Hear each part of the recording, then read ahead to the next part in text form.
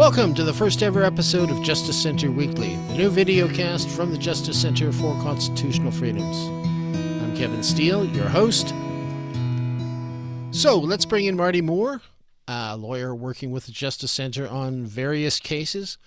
Welcome, Marty, to this inaugural episode of Justice Center Weekly. As our first guest, you have the awesome responsibility because you can make or break the show with your wisdom and insight. Well, thanks for all the pressure, Kevin. Me, I'm just eye candy. Okay, I understand you want to give us something of a roundup of cases, a cross-country Justice Center checkup, similar to a podcast we did last year, but with updates and things. What do you want to start with first, Marty? Well, we could go west to east again. And it's a privilege that I have to oversee and be involved in a lot of the Justice Center's cases across the country. So let's start right out in Vancouver. And of course, just giving a brief update on the Amy Ham case. I think we've talked about it before, but this is the nurse who said, "I love J.K. Rowling," and has had an investigation into her risking her license now as a nurse simply for expressing opinions about the reality of biological sex. Her hearing is now going to be discipline hearing before the BC College of Nurses and Midwives is now scheduled to resume on October 23rd, 2023. And I mean, this woman has now undergone dozens of days now in hearings and preparation for these hearings. The process is brutal, but we are committed to defending her rights, and of course, not only her rights, but the rights of others to express themselves and keep their jobs. Imagine that. So that matter is ongoing in British Columbia. Okay. Are we doing anything else out there? Yeah, absolutely. We have received a decision from the BC Court of Appeal on the constitutional challenge to the prohibition on worship services during COVID. It lasted for about 5 months. And again, the circumstances are probably familiar to our audience in the sense that you could go to a gym, you could go to a restaurant, you could go watch the Canucks lose in a bar.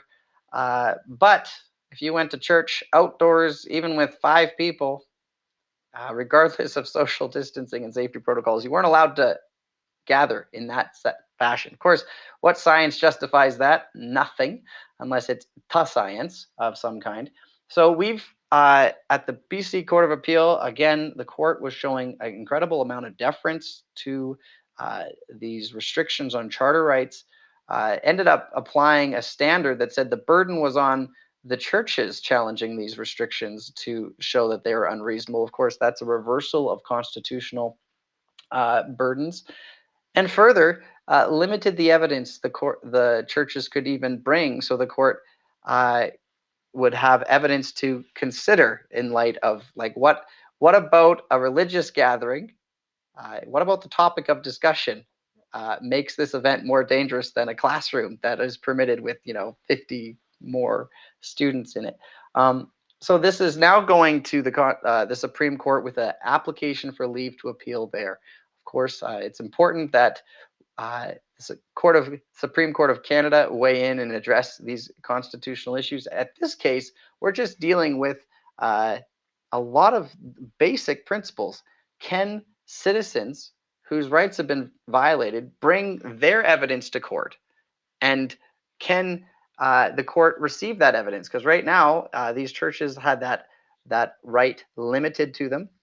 And further, who has the burden of proof to justify the violation of someone's constitutional rights? Is it on the individual, or is it on the government, who has the constitutional obligation to respect people's charter rights? And so that application was filed last month, and the leave application is pending a decision from the Supreme Court of Canada. We have other matters going on. Those are the two biggies. They're not even the biggest ones necessarily. BC is one of the few places in Canada where there continues to be vaccine mandates. And in British Columbia, for healthcare workers, they continue to be under a mandatory COVID-19 vaccination, despite all of the evidence about natural immunity and about the effectiveness or lack of effectiveness of the COVID shots, BC healthcare workers are still required to have 2 jabs or not being permitted to be employed in the BC healthcare system. And so our challenge to that had been scheduled to go ahead in December. But again, we ran into this problem where the BC government wants to restrict the amount of evidence the court is permitted to receive. And despite the fact that this restriction on nurses and other healthcare workers uh, is imposed upon them, the court is wanting to limit the evidence, or the BC government, and with some of the court's approval, is limiting the evidence permitted to be received in this case. We have another hearing scheduled for about 10 days, starting May 1st to May 12th. That's scheduled to go in Vancouver. We'll see if we can get the court to finally hear this case and hopefully strike down this unreasonable restriction on the medical choices of healthcare workers in British Columbia. And so, again, a very important matter that it's shocking. 3 years later, we're still challenging a government overreach in the name of COVID. Just to check on the restrictions that you're talking about, I know in Alberta, when they did their case here, they wanted to restrict it to a period, a time period. Are they looking for time period restrictions in BC, or are they looking for other kind of restraints on evidence? Yeah, they're right now they're restricting it to you're not allowed to challenge this order with evidence that has come to light after the order was issued. I mean, these orders are running over a year old, some of them, and so they don't want to talk about current science. They want to talk about old evidence, and they only want to talk about the evidence that selectively the government is providing, rather than the evidence at large that was available on these issues even back then, that shows that these kinds of measures were never justified. But of course, if the court is only able to see part of the story, it almost can dictate the decision. And so, very important legal issues when it comes to what evidence a court is going to take into consideration. But we're not out of BC yet, Kevin. Still got ongoing trials at the Okay. provincial court levels. We have, just some fundamental unfairness that has happened in British Columbia. For example, uh, right from the start of the prohibition on worship services in British Columbia, certain groups, and particularly and properly, Orthodox synagogues were given permission to meet. They were given permission to gather for their worship services outdoors with at least 25 people, but they were the only group that was given that permission in all of British Columbia. That's the only group that was given that permission. Now, they had it for the entire time that all other worship services were prohibited. And it wasn't there was no public disclosure by the health officer saying, yeah, I've allowed certain worship services to proceed, but not others. And again, you had dozens of different faith groups writing to the public health officer to say, hey, we need to be able to meet in person to worship. Please accommodate us. Not a peep of the fact that there was an existing accommodation, but it was only provided in secret to one group. And actually, when our clients brought a court application, the BC government brought an application against our clients to arrest them if they went to a worship service. Now, they didn't say, oh, by the way, in response to your court application, why don't you guys just take this uh, opportunity to gather outdoors with 25 people? No, they didn't provide our clients with that opportunity until 2 days before the court hearing. And that was months into this. And again, they only provided that opportunity to 3 of the churches that were then going right before the court. And so what we have in British Columbia is it's a case of, was the government acting fairly? Is this a fair action of government, regardless of the constitutional implications? And those are continuing, obviously, as we mentioned before the Supreme Court, we're seeking leave on those issues. But is there not a concern when government officials are hiding information from the general public, only allowing it to selected groups, and then only utilizing these kinds of permissions when it benefits a legal case, and really playing loose and even indications of abuse with people's rights? So some of those issues are being raised in the matters that we are proceeding before in the provincial court. And so anyway, you can keep your ears open for new developments at the provincial court level. We're before the provincial court. We're before the BC Supreme Court. We've just left the BC Court of Appeal, and we'll be potentially before the Supreme Court of Canada, all for the rights of BC residents. And so anyway, that wraps up probably an overly long but somewhat summary of one province of the 10 in Canada. And I'm not getting to everything either there, Kevin. But a busy one.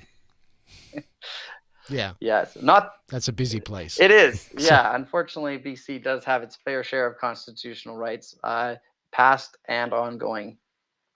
There have been other, matters, access to healthcare facilities where our lawyers have gained some success. Also, getting quarantine tickets resolved against people who, were traveling without uh, bowing the knee to every government regulation. So anyway, let's move on from British Columbia. We're heading east. We're stopping here in Alberta briefly. I will try to speed the process up lest your listeners be bored.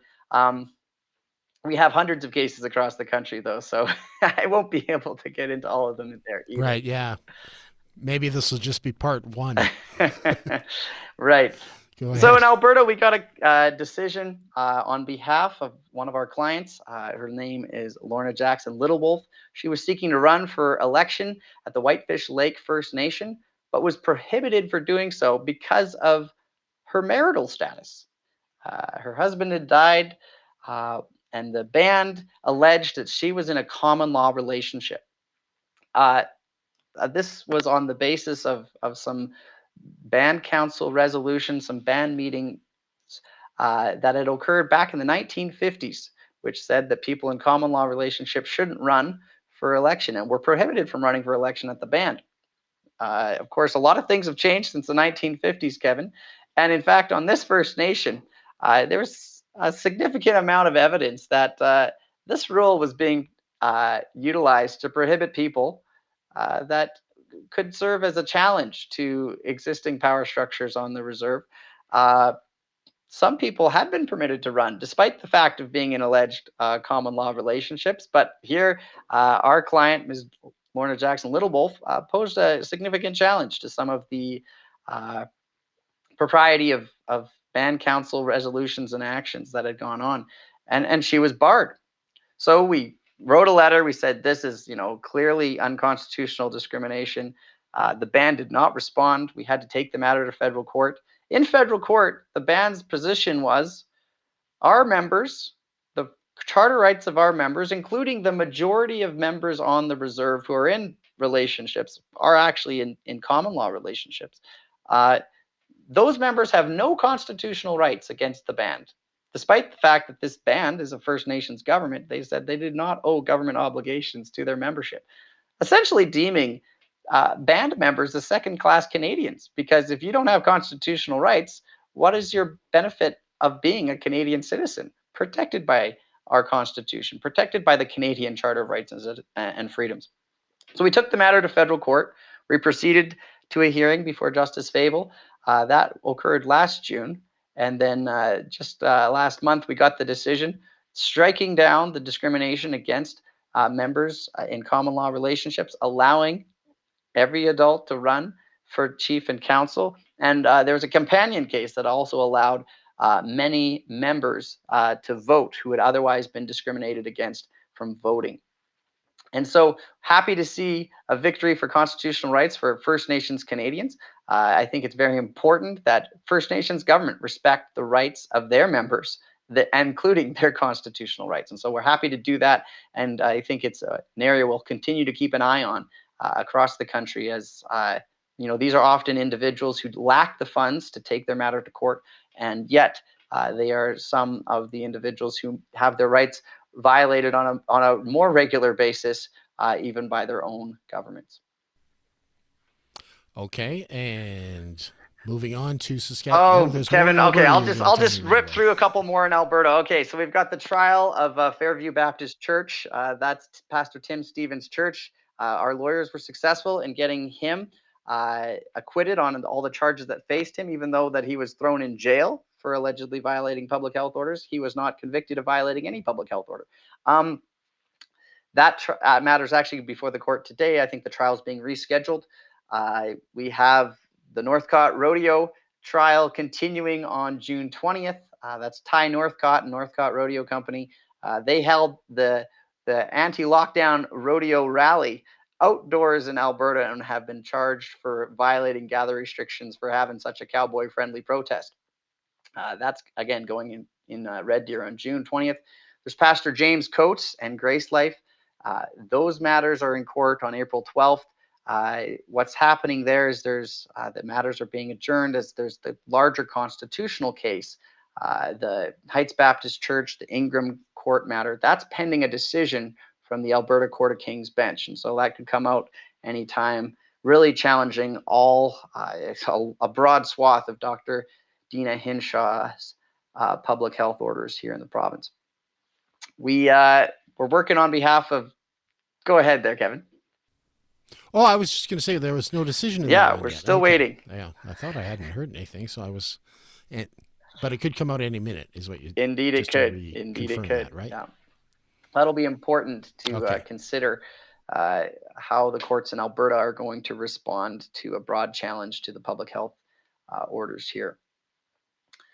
And our lawyers are active defending the free speech rights of nurses and doctors as well. That's British Columbia, that's Alberta, that's Saskatchewan. In Alberta, recently had a good news situation where a nurse who had been targeted for discipline on the basis of her testimony in legal proceedings. We represented her and have now gained a resolution to the discipline charges against her. There's no finding of misconduct, and those matter that this nurse is now able to continue on with her life after, again, being charged on the basis of expression, not just any expression, but expression in a legal proceeding, which of course is incredibly important to allow for accountability in our country. So we're glad to continue to defend the free speech rights of nurses and doctors across the country. Flipping to Saskatchewan now, I'll jump over some other stuff in Manitoba, in Alberta. Try to keep the time a little bit tighter here. Of course, there's protest trials across the province that we've been involved in. We have secured stays of charges on some matters as the Crown has withdrawn them in the face of cross-examinations against police officers, etc. But there's many of these that are now being appealed to the Court of King's Bench with significant fines, thousands of dollars in fines being levied against people who protested outdoors in groups larger than 10. And so that matter is also pending at the Court of Appeal in Saskatchewan, where we're challenging the constitutionality of those orders itself, and at the Saskatchewan Court of King's Bench, where we're actually challenging the jurisdiction of the Chief Medical Health Officer in Saskatchewan to issue province-wide orders of this nature that restricted everyone's constitutional freedoms. There was legislative authorization for the Minister of Health to make some orders like that, but not for an unelected bureaucrat to simply, with the stroke of a pen, wipe away people's charter rights, including their fundamental charter right to protest. So those matters are proceeding in Saskatchewan. Of course, we have Dr. Francis Christian, who spoke out, raising concerns as a surgeon, as a medical doctor, and a professor at the University of Saskatchewan, about whether there was proper informed consent given for the pushing of the COVID-19 vaccine on children in light of the lack of any evidence of testing and long-term safety data, especially for children. And for that, he was fired from his job at the Saskatchewan Health Authority. He was fired from the University of Saskatchewan. They defamed him. And that statement of claim against the government entities involved there is proceeding. Of course, that's a long process. It's going through now the discovery stages, which will be very interesting, I'm sure.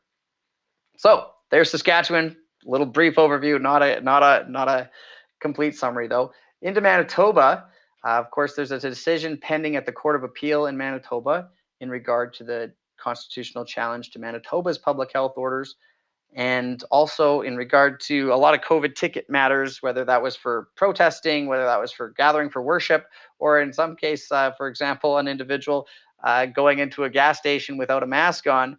Person has a medical exemption allowing her not to wear a mask, and yet she's assaulted, arrested, etc. and now facing charges for that. Our lawyers will be in court soon on that trial. So, very brief summary of Manitoba. I'm doing better here, Kevin. I'm getting ramped up. But now I'm landing in Ontario, You and are. You're ripping we along. could spend the whole day in Ontario dealing with the violation of constitutional rights in Ontario. So, let me feel free to interrupt me or move me along. Ontario, of course, had the vaccine mandates like the rest of the country. We have an appeal at the Ontario Court of Appeal challenging the Ontario Vax Pass. Many of our clients incredibly difficult, sad stories of how government broad actions discriminating against them on the basis of their medical choices deeply affected their life and their ability to engage in basic societal and health functions even. Um, We've talked before about Public Order Emergencies Commission. Of course, we had the disappointing result from Commissioner Rouleau at the commission, but legal accountability rests in the courts for holding the government to account for violating the charter. And our case, Jost et al. Versus Canada, is going to a hearing on April 3rd to 5th in Ottawa. So that will be a significant matter. That's before Justice Richard Mosley of the federal court, and that I'm sure the Justice Center will have a news release on that matter. Very important when you're looking at a challenge to the freezing of bank accounts. This is a legal challenge for constitutional declarations, not just the opinion of a commissioner appointed by Justin Trudeau. So again, we think this is a very important legal case to be advancing. The prohibition on protests, the freezing of bank accounts, the courts need to address this, and we're happy to have provided the evidence of not only Mr. Jost, who participated peacefully in the protest there in Ottawa, but of other a minister, a former military veteran, former police officer, both of whom had their bank accounts frozen for participating peacefully in a protest. Again, this cannot be allowed to happen unaddressed. And so we're looking forward to their evidence going before the court here next week, actually, Kevin. Uh, that is a significant. That's the big one. There's always Or big is it? ones. And I There's mean, another big one? the Yeah. government's actions in response to COVID affected almost every Canadian in some way or another. Of course, there's the Bernier-Peckford challenge to the travel mandate, submissions on the issue of mootness, whether or not the government's actions to prohibit 6 million Canadians from flying, from taking a train, whether or not that mandate was constitutional is an issue that the federal court right now is determining whether it will address at all. And so those submissions will be filed next month. Um, Ontario itself had at one point actually issued a stay-at-home order. This is something that people in Western Canada were not subject to, but Ontario had a stay-at-home order. We're challenging that stay-at-home order in the case of Hillier, which involves a charge for outdoor protesting. You couldn't even leave your house, never mind go out and do a protest, unless the government allowed you to, which of course is an incredibly concerning order for the government to issue. That hearing goes forward in July, and we're having cross examinations on that issue right now. So that'll be interesting to see how that goes. We did have a decision from Just a on question. Ontario. Can I just wanted to stop you there and ask you: are there any limitations on evidence that they have in the similar to what they have in BC and that they had in Alberta? Are they looking at limiting evidence in Ontario? Not in the Hillier matter. In fact, we have 3 expert reports that have been filed in that case. An expert report from an infectious disease specialist, a public health specialist, and also an expert who has addressed really the broader societal harm that comes from locking down people in their homes. Of course, it should be a no-brainer. If you lock everybody in their house, you're going to harm society. You're going to harm children, others. But that report, first of its kind in the country, has been filed in that case as well. And again, there's actual cross-examination. There's going to be hard evidence that the court can see. So looking forward to having a full evidentiary record to make our pitch to the court that this was never justified and should not be permitted to happen again. Good. And that's it for Ontario. Zexi League No? class action. Sorry. Not a chance, Kevin. I am sorry about that. You're That's okay. you're you're you're gonna miss your lunch at this point here. Uh, Okay, no the worries. Zexi Lee class action in Ontario. This is again a very concerning case. There's been a $300 million class action. It was initially filed against some named parties and some non-named parties that participated in the Ottawa Freedom Convoy protest. Now it's been filed against not only those who would have been in Ottawa or organizing the protest or parking their truck on a street. It's now been expanded to include everyone who donated to the Freedom Convoy. So we are providing legal counsel to Tamara Leach, Chris Barber, Freedom Corp, some of the people that have been viewed as leaders of the convoy. Also, we're providing legal counsel to Harold Yonker, who has been asked to serve as like the representative defendant to defend all the truckers who were involved in the Freedom Convoy. And we're also providing legal counsel to Brad Howland, who's been asked to serve as the defendant for all people who donated to the Freedom Convoy. Again, this is a $300 million class action against Canadians who even donated and otherwise participated in the Freedom Convoy. So again, very concerning if the courts can be weaponized to go after people financially for their not just participation, but even just their donations to a political cause that protests in Ottawa. Very concerning things. We will continue to be defending the rights of Canadians to protest without the fear of this kind of class action. Of course, a class action is a proceeding that is eventually it has to be authorized by the court. And this particular class action being brought by some people in Ottawa, Zexi Lee, the lawyer is Paul Champ, raises some serious broader societal and even constitutional implications. So we're involved in that. Before I leave Ontario, Kevin, I got two other cases, if you can hold with me on this. And then we'll get to Quebec and might have to park it there. We'll But grant you extra time.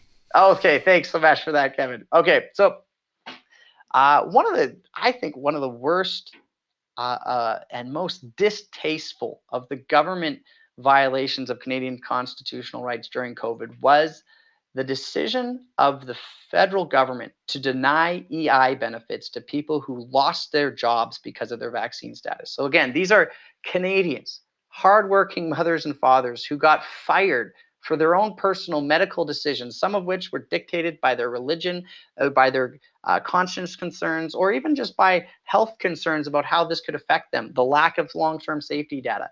And the government said, okay, not only okay, we realize you've lost your jobs, but now that you've lost your job, we're going to deprive you of basic subsistence for your family to allow you to be able to live without going to the food bank or without being on the street. The government has clearly, in my view, instituted a policy of denying EI to hundreds and probably and thousands of Canadians who lost their jobs due to their vaccine status.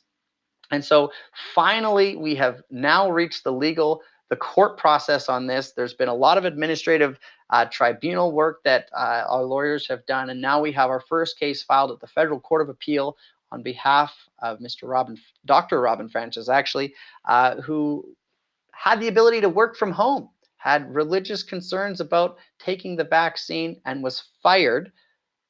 Even in those circumstances, Dr. Francis was denied EI and had to scrounge and dig into savings to try and provide for his family. And so that case is now heading to the Federal Court of Appeal. We're excited to begin to fight in the right ground where a constitutional determination could be made on these issues. And so I look forward to seeing how that progresses. And then finally, before I leave Ontario, your Ontario listeners might be very interested in something that's of deep concern to all of us lawyers that are working in association with the Justice Centre. Free speech about what is going on in public schools in Ontario is incredibly under threat. So we're not just talking about like dealing with policies of keeping secrets from parents, of allowing people to express their sexual orientation, gender identity in front of children in appropriate or inappropriate ways. We're not talking about that kind of stuff. What we're talking about is the ability of parents about the ability of teachers, the ability of even elected trustees to even raise questions about these issues. We have court hearings going forward at the first week of June for Carolyn Berjowski and Mike Ramsey. Carolyn Berjowski, a trustee who raised questions about the appropriateness of some material in schools that was promoting gender transition without really telling children the facts about this, with really pushing it rather than talking about it in a neutral fashion. And then Mike Ramsey, a trustee who is also censured for standing up for the right of people in a public school board meeting to express concerns. Sadly, they're not the only ones. We're representing other people across the province. We expect to be filing a case against the Durham District School Board, where they, again, prohibited an elected trustee from raising questions about, well, are parents told that the school is not even going to tell them if there's surgery or gender transition for their child? Like, what do we tell parents about this? And for asking legitimate questions, censured, kicked off of committees for the rest of the year as an elected school board trustee, and even barred from a public school board meeting herself. So we're watching these issues, we're involved legally in these issues, and so that's a big concern that we have in the province of Ontario. And if you will indulge me, Kevin, this is a Canadian podcast. It would be a disgrace to not include the province of Quebec in our roundout. I realize we will have to get to Atlantic Canada at some other point, but please indulge me the grace to go into some of our legal cases in Quebec, if you will. Okay, go ahead. Fire away. Got 5 Well, minutes. thank you. Okay, 5 minutes in Quebec. Here we go. So in Quebec, they instituted some of the harshest lockdown policies in the country. They had what they called, well, what we will call a curfew. They literally would prohibit people from leaving their house during a certain period of time because, COVID only acts during a certain period of time.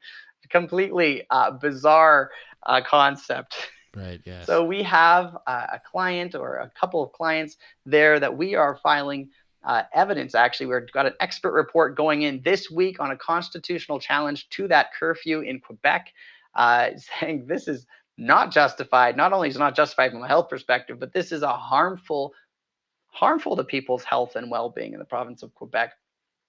We got trials underway for people who gathered for religious services as well.